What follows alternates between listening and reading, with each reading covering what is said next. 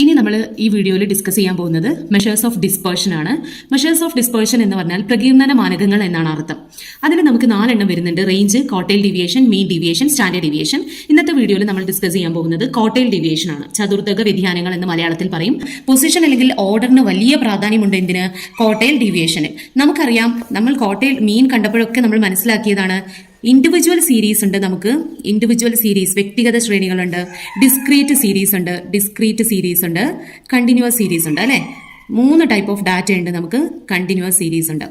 ഈ 3 type of ഡാറ്റയിലും നമുക്ക് കോട്ടൈൽ deviation കാണാനുള്ള ഫോർമുല എന്ന് പറയുന്നത് Q3 - Q1/2 എന്നുള്ളതാണ്. അതായത് quartile deviation is equal to Q3 - Q1/2 എന്നുള്ളതാണ്. കോട്ടൈൽ ഡീവിയേഷൻ എന്ന് പറഞ്ഞാൽ എന്താണ്? ഒരു അബ്സല്യൂട്ട് മെഷർ ആണ് അല്ലെ. അതിന്റെ റിലേറ്റീവ് മെഷർ എന്താണ്? കോഎഫിഷ്യന്റ് ഓഫ് കോട്ടൈൽ ഡീവിയേഷൻ അല്ലെങ്കിൽ കോട്ടൈൽ ഡീവിയേഷന്റെ ഗുണാങ്കം എന്ന് പറയും. ചതുർഥക വ്യതിയാനത്തിന്റെ ഗുണാങ്കം അതൊരു റിലേറ്റീവ് മെഷർ ആണ് അല്ലെ. അപ്പൊ Q3 - Q1 divided by Q3 + Q1. ഒന്നുമില്ല, ഈ മുകളിലുള്ള Q3 Q1ൽ നിന്ന് മൈനസ് ചെയ്യുകയാണെങ്കിൽ ഇവിടെ Q3 Q1നോട് പ്ലസ് ചെയ്യണം. അപ്പൊ നമ്മൾ എന്താ പറഞ്ഞത്? കോട്ടൈൽ ഡീവിയേഷൻ എന്ന് പറഞ്ഞു കഴിഞ്ഞാൽ പൊസിഷന് വളരെ പ്രാധാന്യമുണ്ട്, ഓർഡറിന് വളരെ പ്രാധാന്യമുണ്ട്. നമുക്ക് കോട്ടൈൽ ഡീവിയേഷൻ 3 സെറ്റ് ഓഫ് ഡാറ്റയിൽ നമുക്ക് കാണാം: individual series, discrete series, continuous series. Individual series ആയാലും ഡിസ്ക്രീറ്റ് സീരീസ് ആയാലും കണ്ടിന്യൂസ് സീരീസ് ആയാലും formula is same. QD is equal to Q3 - Q1/2. അത് കോട്ടൈൽ ഡീവിയേഷൻ കാണാൻ. അപ്പൊ കോഎഫിഷ്യന്റ് ഓഫ് കോട്ടൈൽ ഡീവിയേഷൻ എന്താണ്? ചതുർഥക വ്യതിയാനത്തിന്റെ ഗുണാങ്കം കാണൽ എങ്ങനെയാണ്? Q3 - Q1 divided by Q3 + Q1. ഇതൊരു റിലേറ്റീവ് മെഷറും ഇതൊരു അബ്സല്യൂട്ട് മെഷറും ആണെന്ന് ഓർത്തു വെക്കുക. ഇതൊരു ക്വസ്റ്റ്യൻ ആണ്. നമുക്ക് ഇതിന്റെ കോട്ടൈൽ ഡീവിയേഷനും കോഎഫിഷ്യന്റ് ഓഫ് കോട്ടൈൽ ഡീവിയേഷനും കാണണം. അതായത് ചതുർഥക വ്യതിയാനവും കാണണം, ചതുർഥക വ്യതിയാനത്തിന്റെ ഗുണാങ്കവും കാണണം. ഇതൊരു ക്ലാസ്സിലെ കുട്ടികളുടെ മാർക്കാണെന്ന് നമുക്ക് വിചാരിക്കാം. ഫസ്റ്റ് സ്റ്റെപ്പ് എന്താന്ന് വെച്ചാൽ, ഞാൻ പറഞ്ഞു പൊസിഷന് ഭയങ്കര പ്രാധാന്യമുണ്ട് കോട്ടൈൽ ഡീവിയേഷൻ കാണാൻ അല്ലെ. അപ്പൊ നമ്മൾ ഇതിന്റെ ഓർഡറിന് പ്രാധാന്യമുണ്ട്. ഇതിപ്പോ ഓർഡർ ആയിട്ടാണോ കിടക്കുന്നത്? അല്ല, ചെറുതും വലുതും എല്ലാം ഷഫിൾ ചെയ്താണ് കിടക്കുന്നത്. അപ്പൊ നമ്മൾ എന്ത് ചെയ്യണം? ഇതിനെ ഓർഡർ ആക്കണം. നമുക്ക് എന്ത് ചെയ്യാം? അസെൻഡിങ് ഓർഡറിലേക്ക് മാറ്റാം. അസെൻഡിങ് എന്ന് പറഞ്ഞാൽ എന്താ? ചെറുതിൽ നിന്ന് വലുതിലേക്ക് അല്ലെ. ചെറുതിൽ നിന്ന് വലുതിലേക്കാണ് അസെൻഡിങ് എന്ന് പറഞ്ഞാൽ. അപ്പൊ ഒരു ഇൻഡിവിജ്വൽ സീരീസ് ആണല്ലോ, ഇത് ഒരു ഇൻഡിവിജ്വൽ ഡാറ്റയാണ്. ഫ്രീക്വൻസി ഇല്ല, ക്ലാസ് അല്ല, ഈ ഒരു ഇൻഡിവിജ്വൽ ഡാറ്റയാണ്. അതുകൊണ്ട് ആദ്യം ഇൻഡിവിജ്വൽ ഡാറ്റയിൽ കോട്ടൈൽ ഡീവിയേഷൻ കാണാൻ പറഞ്ഞാൽ ഇതിനെ ഓർഡറിലേക്ക് മാറ്റുക. അതാണ് ഫസ്റ്റ് സ്റ്റെപ്പ്. അപ്പൊ നമ്മൾ ഇനി ഇതിനെ ചെറുതിൽ നിന്ന് വലുതിലേക്ക് മാറ്റാം. ഏറ്റവും ചെറുത് 12, പിന്നെ 15, 20, പിന്നെ എത്ര വരുന്നത്? 28, 30, 40, 50 അല്ലെ. അപ്പൊ ചെറുതിൽ നിന്ന് വലുതിലേക്കാക്കി. അപ്പൊ ഫസ്റ്റ് സ്റ്റെപ്പ് തീർന്നു. ഇനി നമ്മൾ എന്ത് ചെയ്യണം? നമുക്കറിയാം, സെക്കൻഡ് സ്റ്റെപ്പിൽ നമുക്കറിയാം കോട്ടൈൽ ഡീവിയേഷന്റെ ഫോർമുല എന്ന് പറഞ്ഞാൽ Q3 - Q1/2 ആണ് അല്ലെ. കോഎഫിഷ്യന്റിന്റെ ഫോർമുല എന്ന് പറഞ്ഞു കഴിഞ്ഞാൽ എന്താണ്? കോഎഫിഷ്യന്റിന്റെ ഫോർമുല എന്ന് പറഞ്ഞാൽ Q3 - Q1 divided by Q3 + Q1. ഇനി നമുക്കറിയേണ്ടത് എന്താണ്? Q1 എന്താണെന്ന് അറിയണം, Q3 എന്താണെന്ന് അറിയണം അല്ലെ.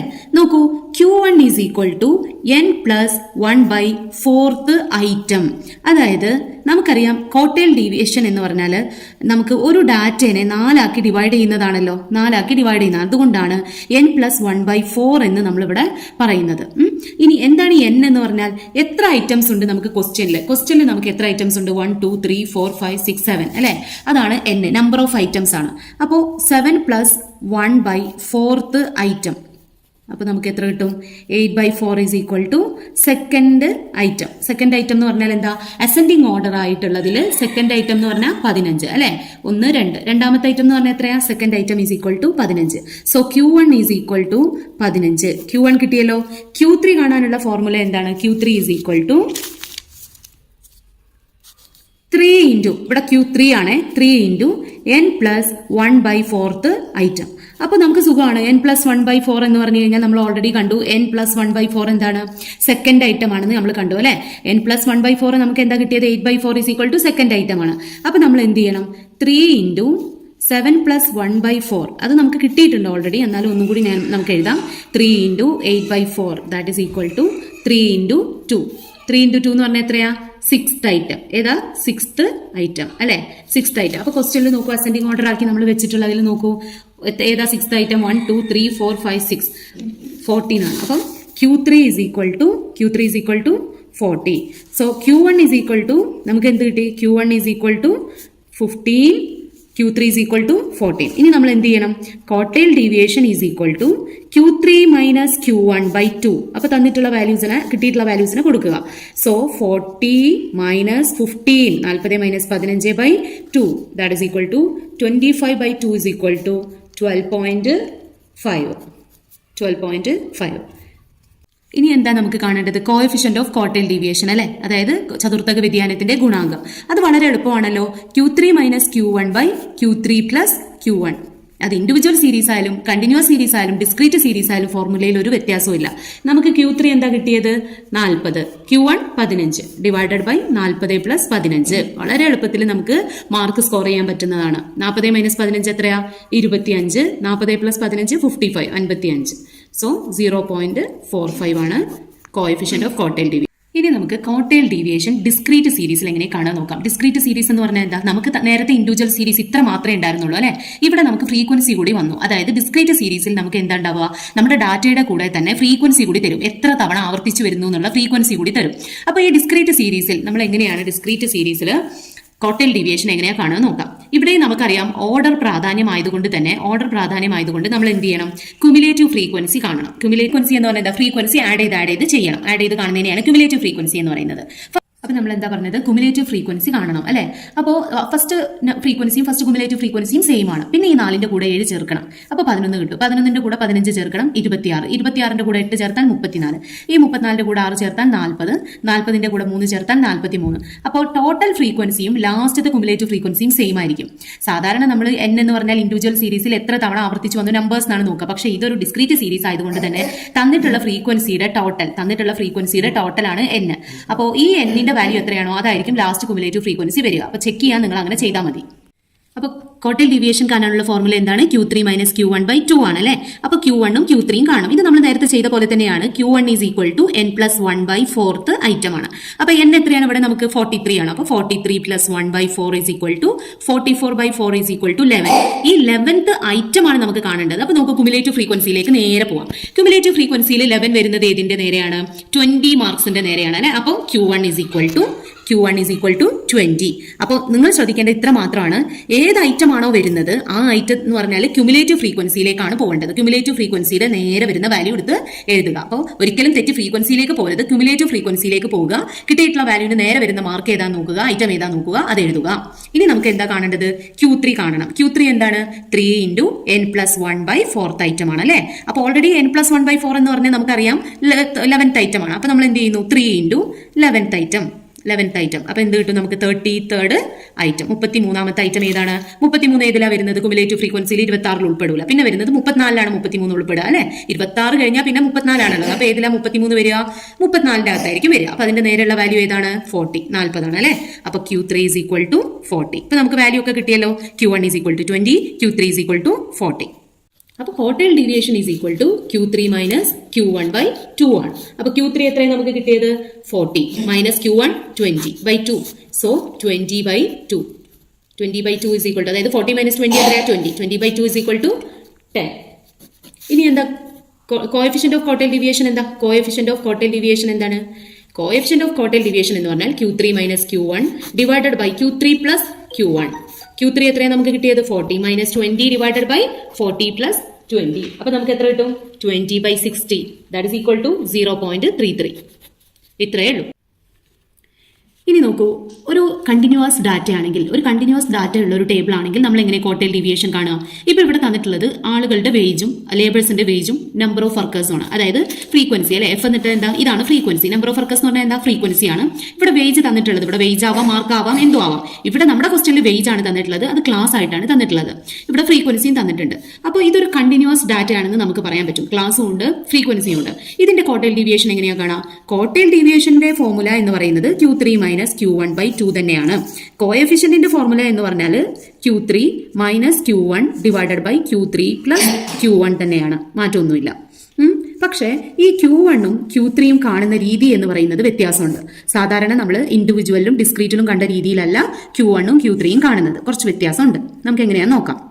ആദ്യമായിട്ട് നമ്മൾ ചെയ്യേണ്ടത് എന്താ വെച്ചാൽ ക്യുമുലേറ്റീവ് ഫ്രീക്വൻസി കാണാം. അതിനെ നമ്മൾ CF എന്ന് ഷോർട്ടാക്കി വിളിക്കാം. എന്താ ക്യുമുലേറ്റീവ് ഫ്രീക്വൻസി എന്ന് പറഞ്ഞാൽ? ഫ്രീക്വൻസി ആഡ് ചെയ്തതാണ് അല്ലെ. ഫസ്റ്റത്തെ ക്യുമുലേറ്റീവ് ഫ്രീക്വൻസിയും ഫസ്റ്റത്തെ ഫ്രീക്വൻസിയും സെയിം ആണ്, 2 ആണ്. ഈ 2നെ 10 കൊണ്ട് ആഡ് ചെയ്ത് കഴിഞ്ഞാൽ 12 കിട്ടും. 12നെ 25 കൊണ്ട് ആഡ് ചെയ്ത് കഴിഞ്ഞാൽ നമുക്ക് എത്ര കിട്ടും? 37 കിട്ടും. 37 + 16 എത്ര കിട്ടും? 53 കിട്ടും. 53 + 7 എത്ര കിട്ടും? 60. സോ n എന്തായിരിക്കും? 60 ആയിരിക്കും. ഫ്രീക്വൻസിന്റെ ടോട്ടൽ എന്തായിരിക്കും? 60 ആയിരിക്കും. ഇനി നമ്മൾ എന്താ ചെയ്യേണ്ടതെന്ന് വെച്ചാൽ Q1 കാണാനായിട്ട് Q1 = സാധാരണ നമ്മൾ എന്താ അവിടെ പറഞ്ഞത്? Q1 = n + 1/n n+1/4 item അല്ലെ. പക്ഷെ ഇവിടെ Q1 എന്ന് പറഞ്ഞാൽ n/4 ഐറ്റം ആണ്. കണ്ടിന്യൂസ് ആവുന്ന ഒരു കേസിൽ Q1 എന്ന് പറഞ്ഞു കഴിഞ്ഞാൽ എന്താണ്, n/4 ആണ്. n എന്താണ് നമുക്ക് കിട്ടിയത്, 60. 60/4 എത്രയാണ് നമുക്ക് കിട്ടുന്നത്, 60/4 15th ഐറ്റം. എത്രയാ, 15th ഐറ്റം. ഇനി നമ്മൾ നേരെ പോകേണ്ടത് എങ്ങോട്ടാ, ക്യുമുലേറ്റീവ് ഫ്രീക്വൻസിയിലേക്കാണ് അല്ലെ. എവിടെ ഫ്രീക്വൻസി ഉള്ള ഡാറ്റ ഉണ്ടോ അവിടെ നമുക്ക് ക്യുമുലേറ്റീവ് ഫ്രീക്വൻസി കാണണം, ക്വാർട്ടൈൽ ഡീവിയേഷൻ കാണണമെങ്കിൽ. അതായത് ഡിസ്ക്രീറ്റിലായാലും കണ്ടിന്യൂസ് ഡാറ്റയിലായാലും ക്യുമുലേറ്റീവ് ഫ്രീക്വൻസി നിർബന്ധമാണ്. അപ്പൊ ഇനി നമ്മൾ എന്ത് ചെയ്യുന്നു, 15th ഐറ്റം ഏതിലാ വരുന്നത്, 37ലാണ് അല്ലെ. 12ൽ 15 വിടോ, ഇല്ല. 37ലാണ് 15 ഉൾപ്പെട്ടിട്ടുള്ളത്. അപ്പൊ അതിന്റെ നേരെ വരുന്ന ക്ലാസ് ഏതാണ്, 30 to 35 ആണ് അല്ലെ. സോ നമുക്ക് ഇവിടെ Q1ന്റെ ക്ലാസ് എത്രയാണ്, 30 to 35. ക്ലാസ് റെഡിയായി. ഇനി നമുക്ക് Q1 കാണാനുള്ള ഫോർമുല എന്ന് പറഞ്ഞാൽ L+n/4 CF/F × I. So L എന്താണെന്ന് നമുക്കറിയാം, ലോവർ ലിമിറ്റ് ആണ് അല്ലെ. n/4 എന്ന് പറഞ്ഞാൽ നമുക്കറിയാം n എത്രയായിരുന്നു, 60/4 ആയിരുന്നു. നമുക്ക് ഓൾറെഡി കിട്ടിയതാണ്, 15 ആണ്. എന്താണ് ഈ കുമുലേറ്റീവ് ഫ്രീക്വൻസി എന്ന് പറഞ്ഞാൽ, കുമുലേറ്റീവ് ഫ്രീക്വൻസി എന്ന് പറഞ്ഞാൽ നമ്മുടെ Q1 ക്ലാസിന്റെ, ഇതാണ് Q1 ക്ലാസ്. ഈ 30 to 35 ആണല്ലോ Q1 ക്ലാസ്. Q1 ക്ലാസിന്റെ കുമുലേറ്റീവ് ഫ്രീക്വൻസിയുടെ തൊട്ട് മുകളിലുള്ള കുമുലേറ്റീവ് ഫ്രീക്വൻസി 12. അതാണ് നമ്മുടെ CF = 12. എന്താ ഈ ഫ്രീക്വൻസി എന്ന് പറഞ്ഞാൽ, നമ്മുടെ Q1 ക്ലാസിന്റെ നേരെ വരുന്ന ഫ്രീക്വൻസി അത് എത്രയാണ്, 25. So frequency = 25. ദെൻ I എന്താണ്, I എന്ന് പറഞ്ഞാൽ ഒന്നുമില്ല, ക്ലാസ് ഡിഫറൻസ് ആണ്. I ഇതിന്റെ ഡിഫറൻസ് ആണ്. 30 to 35ന്റെ ഡിഫറൻസ് എത്രയാണ്, 25 to 30. ഇതിന്റെ എല്ലാം ഡിഫറൻസ് എത്രയാണ്, 5 ആണ് അല്ലെ. അപ്പോൾ I = 5 ആണ്. സോ ഇതിൽ കുമുലേറ്റീവ് ഫ്രീക്വൻസി മാത്രം നിങ്ങളൊന്ന് ശ്രദ്ധിക്കണം. കുമുലേറ്റീവ് ഫ്രീക്വൻസി കൺസേൺഡ് Q1 ക്ലാസിന്റെ കുമുലേറ്റീവ് ഫ്രീക്വൻസി അല്ല, മറിച്ച് അതിന്റെ തൊട്ട് മുകളിലുള്ള കുമുലേറ്റീവ് ഫ്രീക്വൻസിയാണ്. അത്രയൊന്ന് ശ്രദ്ധിക്കാം. നമ്മൾ എന്ത് ചെയ്യുന്നു, 30 + n/4 എത്രയാണ് നമുക്ക് കിട്ടിയത്, 15. ബൈ കുമുലേറ്റീവ് ഫ്രീക്വൻസി എത്രയാ, 12 ഡിവൈഡഡ് ബൈ ഫ്രീക്വൻസി എത്ര, Q1 ക്ലാസിന്റെ ഫ്രീക്വൻസി 25 ഇൻറ്റു ക്ലാസ് ഡിഫറൻസ് എത്രയാ, 30 to 35ന്റെ ഡിഫറൻസ് എത്രയാ, 5 അല്ലെ.